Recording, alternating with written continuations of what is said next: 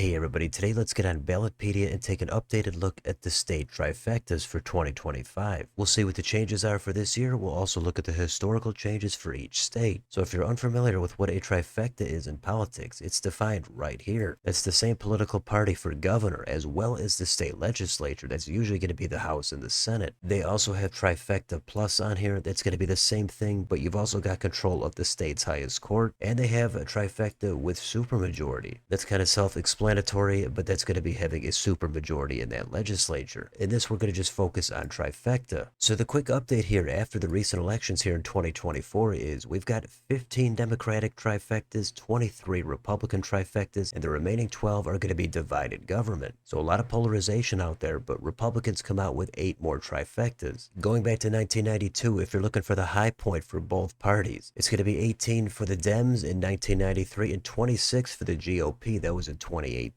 And another fun fact here is in January of 2024, 41.7% of the country's population lived in a state with a Democratic trifecta. For the Republicans, it's 41%. So almost the exact same amount. The remaining are going to be with divided government. So let's get down here into the map and see what we've got. So these are the states where one party controls everything. Blue for the Dems, red for the GOP, and the gray is divided government. So most of this is what we would expect. The blue West Coast, much of the Northeast, also Illinois, Colorado, and New Mexico. And Republicans dominate in the upper Great Plains and much of the Midwest and the South. And for the most part, that's how it lines up for presidential elections. But there's always some exceptions out there. For example, you've got Kentucky. That's a red state, no question about it. But their governor is a Democrat, while both their state house and Senate is overwhelmingly Republican. So you can hover over any of these other states if you'd like. Now let's go down here a little bit and take a look at some of this other data. Again, these are the percentages of Americans living under each trifecta. And here's a great chart that shows you the historical number of trifectas going back to 1992. That was where it was at its peak of 31 for divided government. It dipped down a little bit, but then it also got back up there in 1997, and then it topped out at 30 in 2002. Then after 29 in 1996, it pretty much dropped off a cliff. It bottomed out here at 13 around 2013, 2014. And when divided government goes down, one of the two parties has to be going up. So going back to 1992, it was the Democrats that had the clear advantage. They were up to 18 and then 17. Meanwhile, Republicans were way down here at only 3 during the early 90s. But Republicans shot way up after the Republican Revolution in 1994. Those were the first midterms under Bill Clinton. Then Republicans kept that advantage all the way into the Bush years. But then in Bush's second term, then Republicans sank, Democrats went up, and they peaked at 17 here in 2009. But then Republicans surged in 2010, and they shot all the way up to 22, and they kept that until they peaked here at 26 in 2018. Then Dems did make some gains there after that blue wave, but then it's kind of held mostly steady since. But we do have some recent changes after these 2024 elections, and the two states that changed were Michigan and Minnesota. Both of them went from a Democratic trifecta to divided government. Both states have Democrats for governors, and the state Senate is still controlled also by Democrats. But in the state House in Michigan, Republicans flipped it. In Minnesota, it's tied, so that's technically a break of that trifecta. And that's it for changes this time. In 2023, we had one change. Louisiana went from divided government to a Republican trifecta. That was after Governor Jeff Landry was elected. And you could scroll back through this and see the changes over time. There were a bunch here in 2022. A lot of those did become Democratic trifectas. Usually in wave elections, you're going to see the most changes. That's what we've got here in 2018. Again, that was a big blue wave. Republicans pretty much got wiped out there. But if we want to see the changes going back to 1990 and see the history, we can go through these states and see the history. They have a great table here that goes back all the way to 1992. It shows you the governor, the state house, and the state senate. So in Alabama, you can see they've had this trifecta here since 2011. Before that, Democrats controlled and for the most part dominated the state legislature and the senate and the house. They even had their own trifecta here for 4 years from 99 to 2002. So that's a southern state that has clearly undergone a lot of political transition. If we look at Alaska, the power dynamics in their legislature I think is the most confusing. Republicans technically control it, but there are different coalitions that technically make it a split type of power dynamic. But before that, Republicans did have a clear trifecta here for a couple of years in 2013 and 14. Prior to that, it kind of goes back and forth. And in that state, they actually did have an independent for governor here on a couple of occasions. If we go down here and look at Arizona, this was a pretty red state up until recently. But now that governor came Katie Hobbs has broken that Republican trifecta. You can see they had it here for well over a decade from '09 to 2022, and there were very few gaps in it here going all the way back to the early 90s. In Arkansas, again, that's another southern state,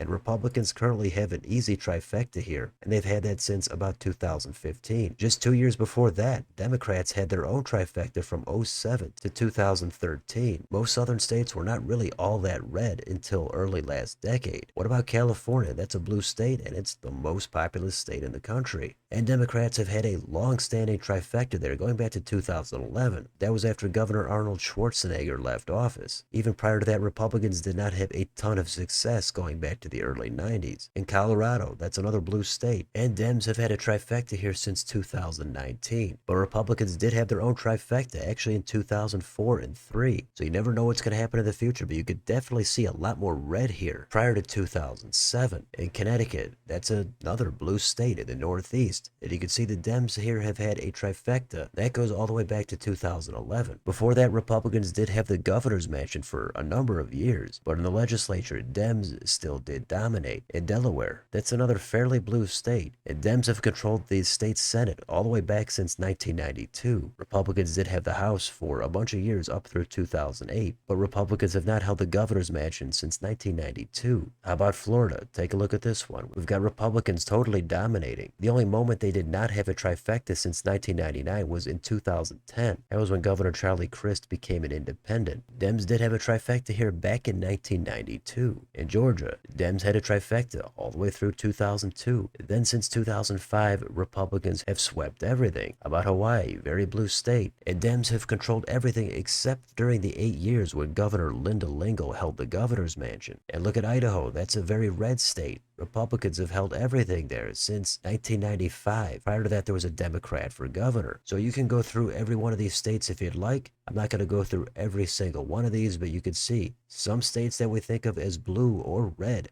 they actually might have had trifectas controlled by the other party if you go back just maybe 10, 15 years. Certainly if you go back before that, a lot of states may have had different political identities. Everything doesn't stay the same forever. States in the South are especially notable to point out. Again, most of those were pretty blue up until last decade. Some states have gone back and forth. Everything doesn't necessarily have to go from one extreme to the other. But if we stop here for just a second on Nebraska, it's the only state that has a unicameral legislature, and technically the politicians there are nonpartisan. So that's why this one is not exactly filled in here for the state Senate. So if we keep going, there's some interesting stuff here. Some states have really fascinating stories on their path for their political identity over the decades. But at some point, once you go back far enough, certainly before 1992, then things may have changed dramatically. And certainly in southern states, that's when Democrats dominated if you go back far enough. And even in places like the Northeast, Republicans had their own share of dominance. It might be hard to picture these things now, given the current polarization that we're used to. But as I always say, things can end pretty much every time they do change. The trick is going to be to try to figure out when that might be, but it's almost impossible to predict. So as we come down here to Utah, this is actually the state that has held the longest consecutive trifecta. That goes back to 1985. So you can see here back through 1992, Republicans have held the governor, the state house, and Senate. Dems have controlled nothing here in the past 3+ decades. And right under that, you've got Vermont. Right now, that's one of the bluest states in the country. But eventually, if you go back far enough, that used to be one of the most reliably red states in the country. There's plenty of different political eras out there that had a lot more conservative Democrats and a lot more liberal Republicans. So politics is definitely fascinating. So that pretty much wraps up all these states as we get down here into the W's and toward the bottom. But there's a ton of information here if you want a more visual way to take a look at this data. And who doesn't love taking a look at an easy to read chart? So that kind of sums things up. There's one last page we could take a look at. And this again shows you the historical timeline. But if you go down here, again, we've got a table here that shows you the changes during each year, which parties gained or lost a potential trifecta. Then underneath that, we finally have another graph here that shows you you a different way to take a look at the data. In this case, it's going to be the changes each year. All the way on the right here, we've got the most recent election after 2024. That's again where Democrats lost 2 trifectas. There's always a lot more you could say about it, but that's kind of a quick overview of state trifectas. Right now in federal government, Republicans also have their own trifecta. They have the president and the U.S. House and Senate. You might even say they have a trifecta plus because they have ideological control of the U.S. Supreme Court. But the pendulum always tends to swing back and forth sooner or later. And Ballotpedia is a great source of a lot of political information. And I'm going to leave it there for now, so let me know in the comments. What do you think about anything related to trifectas? Which states do you think might gain or lose a trifecta in the next election? And is your state currently under a trifecta by one party or the other? Let me know down below. On your way out, don't forget to like, share, and subscribe. Join if you'd like to support the channel. Thanks for watching, and I'll see you next time.